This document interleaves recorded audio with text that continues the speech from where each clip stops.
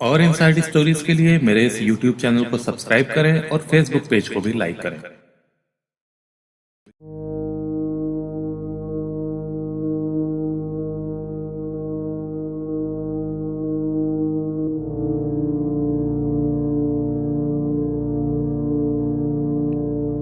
यह घटना मस्तूरी के खुरूभाटा गांव की है। मस्तूरी जिला बिलासपुर, राज्य छत्तीसगढ़ की एक तहसील है। पिछले साल 6 जनवरी को ममता खांडेकर नाम की 19 साल की लड़की की बेरहमी से गैंगरेप करके हत्या कर दी गई थी। यही नहीं, लड़की का चेहरा भी गोदा गया था। लड़की का शव गांव के एक नाले के पास अर्धनग्न हालत में मिला था और सूचना मिलते ही पुलिस ने अपराध की जांच शुरू कर दी थी। मस्तूरी पुलिस के अनुसार ग्राम देव गांव निवासी ममता खांडेकर जयराम नगर के चावला मेडिकल स्टोर में काम करती थी। वो रोज साइकिल से अपने गांव से उस मेडिकल स्टोर पर नौकरी करने सुबह 10 बजे निकलती थी और 7 बजे तक घर लौट आती थी। उसके पिता बिलासपुर में काम करते थे और ममता की ही तरह वो भी अपने काम के सिलसिले में गांव आना जाना करते थे। 6 जनवरी की शाम ममता के पिता तो समय से घर लौट आए, मगर ममता नहीं लौटी। पिता ने चावला मेडिकल स्टोर फोन करके पूछा भी, मगर वहां से भी यह जवाब मिला कि ममता अपने समय पर 6 बजे के आसपास दूसरी लड़कियों के साथ मेडिकल स्टोर से निकल गई थी। पिता ने ममता के गायब होने की जानकारी और किसी को नहीं दी और इधर उधर थोड़ा ढूंढने के बाद घर आकर सो गए। अगली सुबह वो ममता को ढूंढने के लिए निकले और तब उनको खुरूबाटा के नाले के पास अपनी बेटी का शव पड़ा पाया। शव औंधे मुंह पड़ा हुआ था। इसके तुरंत बाद उन्होंने इसकी जानकारी पुलिस और बाकी ग्रामीणों को दे दी। पुलिस ने कार्रवाई शुरू करते हुए पाया कि ममता के साथ काम करने वाली रीना खांडेकर और फूलेश्वरी को उसके साथ आखिरी बार शाम को 6 बजे देखा गया था, जब वो लोग मेडिकल शॉप से निकल रहे थे।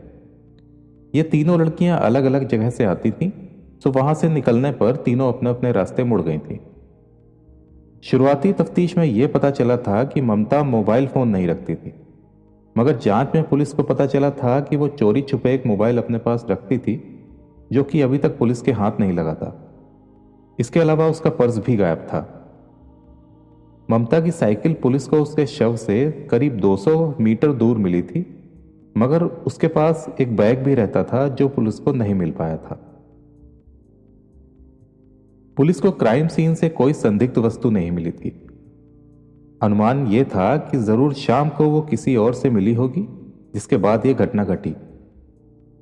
अभी तक पुलिस के रडार पे ममता के पिता और मेडिकल स्टोर का मालिक था। पिता इसलिए क्योंकि उनको ममता का काम करना पसंद नहीं था और ममता के घर ना आने पर वो पूरी रात उसको ढूंढने के लिए भी नहीं गए थे।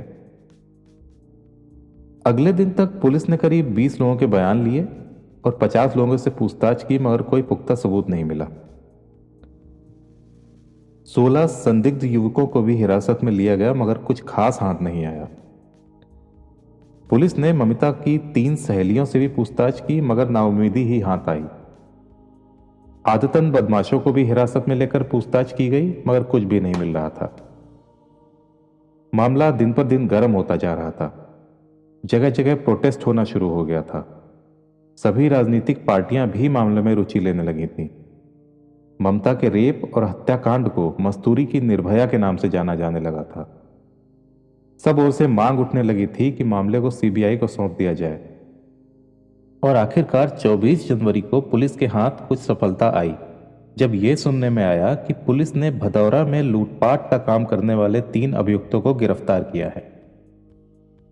सुनने में यह भी आने लगा कि इन तीनों ने ममता की हत्या का गुनाह कबूल कर लिया था।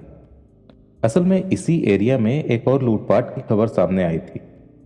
मथुरा प्रसाद और गोकुल प्रसाद नाम के 2 भाई मस्तूरी में एक छठी के कार्यक्रम के लिए आए थे, जिनको वापस जाते समय लूट लिया गया था और मार पिटाई भी बहुत की गई थी। पुलिस का अगला निशाना ये 3 संदिग्ध थे, जिनको पुलिस ने एक एक करके हिरासत में ले लिया था। ममता के शरीर और चेहरे पर जिस तरह के निशान मिले थे, उससे यह भी लग रहा था कि जरूर इन तीनों ने ही ममता का यह हाल किया होगा। पुलिस मीडिया के सामने इन तीनों को लेकर नहीं आ रही थी, क्योंकि इनके पास फिलहाल इनके खिलाफ कोई पुख्ता सबूत नहीं थे, मगर मीडिया को खबर लगते ही मीडिया ने करीब करीब इन तीनों को ही मुख्य आरोपी बना डाला। ऐसे में पुलिस और ज्यादा प्रेशर में आ चुकी थी, क्योंकि लोगों ने इन तीनों को मुख्य आरोपी मान लिया था, मगर पुलिस कुछ भी जवाब नहीं दे पा रही थी। इसी बीच पुलिस ने इन तीनों के नार्को टेस्ट भी कराए, मगर कोई पुख्ता सबूत नहीं मिल पाए। दिन पर दिन निकलते जा रहे थे, पुलिस का प्रेशर और ज्यादा बढ़ता जा रहा था। आखिरकार हत्याकांड के 2 महीने बाद 12 मार्च को पुलिस 2 लोगों को सामने लेकर आई, जो कि पिछले हिरासत में लिए गए आरोपियों से बिल्कुल अलग थे। मामले के विधानसभा में गरमाने के बाद ही पुलिस ने अचानक इस हत्याकांड का खुलासा किया। इस बीच पुलिस ने 14.5 लाख फोन कॉल छानी और आरोपियों पर 10 से 50 हजार तक का इनाम भी रखा था। एसपी मयंक श्रीवास्तव ने बताया कि मृतका की सहेली और एक गांव वाले से मिली सूचना के आधार पर पूरे मामले का पर्दाफाश हुआ। उन्होंने बताया कि घटना की रात घटनास्थल पर मृतका के अलावा एक और साइकिल की मौजूदगी का पता चला था। ममता की सहेली ने पुलिस को बताया कि ममता और गांव में एक टेम्पो चालक बावला के बीच कुछ बातचीत चल रही थी और कुछ दिन पहले ही ममता साइकिल खराब होने के चलते उसके टेम्पो से गांव तक गई थी। उसने ये भी बताया कि बावला लगभग रोज ममता का इंतजार करता था और उससे बातचीत करने की कोशिश भी करता था। इसके आधार पर जब पुलिस ने अपनी तफ्तीश शुरू की तो पता चला कि देव गांव में संतराम नाम का एक व्यक्ति है, जिसको वारदात की रात क्राइम सीन की तरफ जाते हुए देखा गया था। पुलिस ने पहले उसी को हिरासत में लिया और उससे पूछने पर उसने बावला बंजारे का नाम लिया। उसने बताया कि इस वारदात में गांव के एक नाबालिग का भी हाथ है। पुलिस को बावला ने बताया कि वो ममता का सहपाठी था और उसको बचपन से जानता था। बचपन से ही उसके मन में एक टीस थी कि उसको एक बार ममता ने नामर्द बोल दिया था, जिसके चलते वो उस पर बुरी नीयत रखता था। जयराम नगर में काम करते हुए वो आते जाते ममता की रेकी करता था। 6 जनवरी की शाम को प्लान के मुताबिक वो गांव के एक नाबालिग दोस्त को अपने ऑटो में बिठाकर खेत की तरफ चला आया। ममता जब शाम को अपने काम से वापस आ रही थी तब उसे किसी बहाने से खेतों में लेके गया। वहां संतराम के भी आ जाने के बाद दोनों ने ममता के साथ रेप किया। ममता के मना करने और चिल्लाने पर बावला को बचपन में बोली गई उसकी बात याद आ गई। वो जब भागने लगी तो इन दोनों ने उसको डंडे, लात और घूंसे से मारा।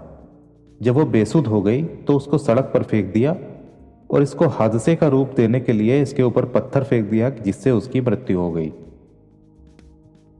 इसके बाद इन दोनों ने अपने हाथ व कपड़े वहीं नाले में धोए और ममता की साइकिल को झाड़ी में फेंक दिया।